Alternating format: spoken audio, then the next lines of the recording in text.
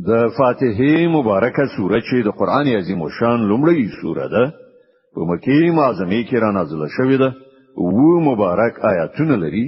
تلاوت او پښتو ترجمه یې له لومړي آیت څخه اوري اعوذ بالله من الشیطان الرجیم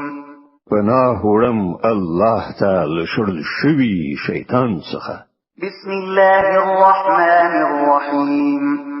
د الله په نوم چې ډیر زیات مهربان پوره رحم لرونکی دی الحمد لله رب العالمین ټول ثنا ستاینه یوازې الله لره ده چې د ټول کائناتو رب دی الرحمن الرحیم ډیر زیات مهربان پوره رحم لرونکی دی مالک یوم الدین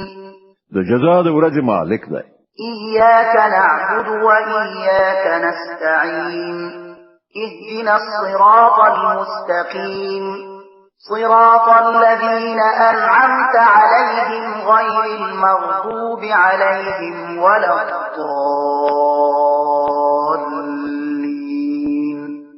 مونږ همدا ستا عبادت کوو او همدا ستانه مرسته غواړو مونږ ته سم لار وخه د هغو کسانو لار چې تا پرې پیرزوینه کړې ده چې غوسه پرې نه ده شوی او بیلاری شوی نه دي